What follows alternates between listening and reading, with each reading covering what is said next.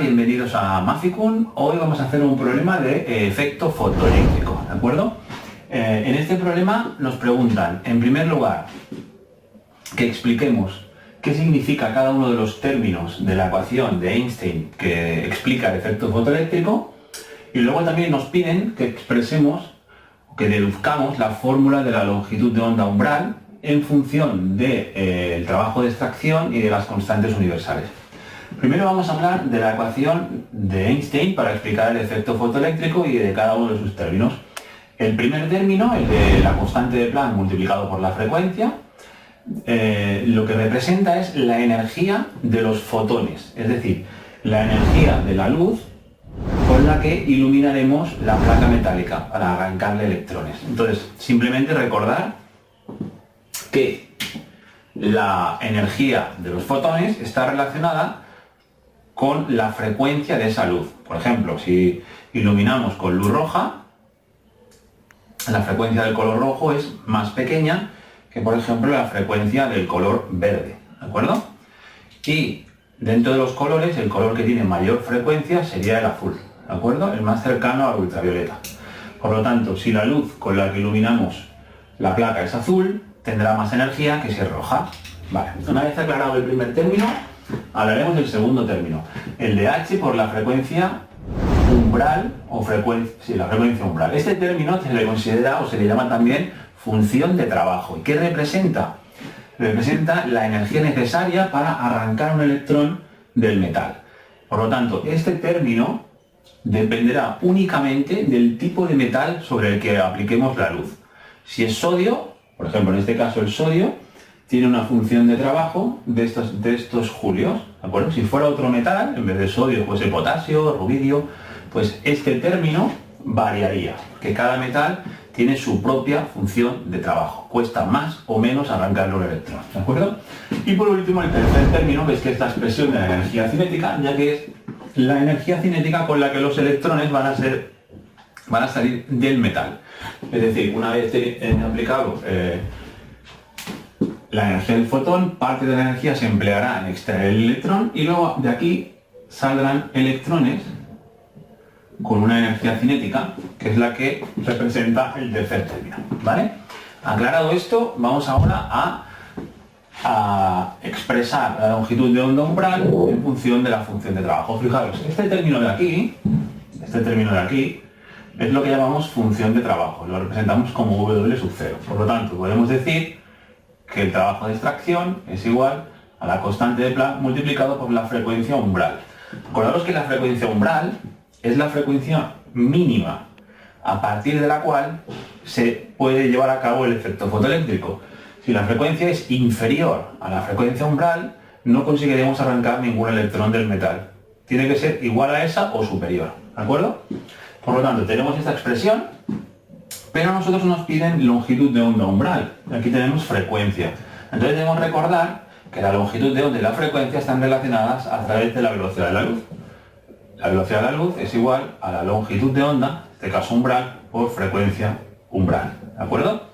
Si nosotros, en vez de poner aquí frecuencia, sustituimos aquí la frecuencia, nos quedaría la siguiente expresión. Nos quedaría que el trabajo de extracción es igual a H, y aquí en vez de poner frecuencia, vamos a poner C partido lambda. O sea, sería C partido longitud de onda umbral. Y de aquí lo que tenemos que hacer es despejar la longitud de onda umbral. Y ya está. Despejamos aquí abajo, por ejemplo, longitud de onda umbral será igual a H por C partido la función de trabajo. Esta sería la ecuación que nos pedían en el primer apartado. ¿Ves? Hemos expresado la longitud de onda umbral en función de las constantes universales, la constante de Planck y la velocidad de la luz, y de la función de trabajo, ¿vale? Ya tenemos el apartado A hecho. Borramos esto, venga, y pasamos al apartado B. Borro esto de aquí. Vale. Vamos ahora al apartado B. Fijaos, el apartado B es un apartado más práctico, ¿de acuerdo? Porque nos dicen, tenemos una placa metálica de sodio y nos dan como dato la función de trabajo del sodio. Me la han dado en electronvoltios, pero yo he hecho el cambio ya y la he pasado a julios, ¿de acuerdo? Recordad que un electronvoltio es 1,6 por 10 elevado a la menos 19 julios. Este es el trabajo necesario para arrancar un electrón de la placa de sodio. ¿Y qué me preguntan? Me preguntan que calcule la energía cinética de los fotoelectrones arrancados y luego me preguntan que cuál tendría que ser el potencial que tendría yo que aplicar para frenar estos electrones. Vale, pues venga, vamos al apartado B. Vamos a ver, como tenemos aquí la ecuación del efecto fotoeléctrico, en el primer apartado nos están pidiendo que determinemos la energía cinética, ¿de acuerdo? Por lo tanto, lo que voy a hacer es pasar este término restando al otro lado. Es decir, la energía cinética será igual a la energía de los fotones. A esto le tendremos que restar la función de trabajo, ¿vale? Pues ya está, tenemos energía cinética. Venga, el primer término. El primer término es la energía del fotón. Tenemos que hacer la constante de Planck multiplicado por la frecuencia, ¿vale? Pues 6,62 por 10 elevado a menos 34, la constante de Planck, la tenéis que multiplicar por la frecuencia. ¿Y cuál es la frecuencia de la radiación incidente? 660 terahercios. El prefijo tera no es muy habitual que aparezca en estos problemas, pero bueno, acordaros que mega es 10 a la 6, giga es 10 a la 9 y tera es 10 a la 12, por lo tanto son 660 por 10 a la 12. Estos serían hercios, ¿de acuerdo? Esto sería la energía de los fotones, H por frecuencia. Y ahí sí que restarle H por frecuencia umbral, ¿vale? Pero este término es la función de trabajo que ya lo tenemos aquí calculado. ¿Lo veis? Lo tenemos ya en las correspondientes unidades. Por lo tanto hay que restarle 3,77 por 10 elevado a menos 19. Si hacemos esto, obtendremos la energía cinética de los fotoelectrones. Vamos a calcularla y me da 5,99 por 10 elevado a menos 20. O sea, podemos poner 6. Vamos a poner 6 por 10 elevado a menos 20 julios. Vale, ya tenemos la energía cinética de los fotoelectrones arrancados. Y nos queda una última pregunta, que es el potencial de frenada. Recordar que estos electrones salen con una energía cinética. Si nosotros quisiéramos frenarlos, ¿de acuerdo? Es decir, que toda esa energía cinética se tendría que convertir en energía potencial. Para eso tendríamos que aplicar un potencial eléctrico que hiciera que esos electrones se frenaran, ¿de acuerdo? ¿Cuándo se frenarían? Cuando toda la energía cinética del electrón arrancado se convierta en energía potencial, ¿sí? Vale, pues entonces lo único que tendríamos que decir es que cuando toda la energía cinética se haya convertido en energía potencial eléctrica. Cuando esto ocurra, conseguiremos que el electrón se pare.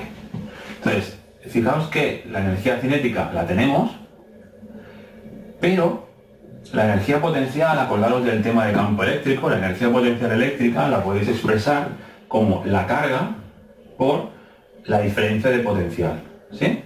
Pues a mí lo que me están pidiendo es que calcule esta diferencia de potencial, la sé, pues me preguntan que cuál es este valor, ¿de acuerdo? Pues mira, fijaos que si despejáis de aquí el potencial, que le vamos a llamar potencial de frenada, es energía cinética entre carga, ¿verdad?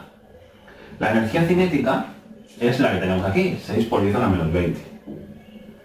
¿Y cuál es la carga del electrón?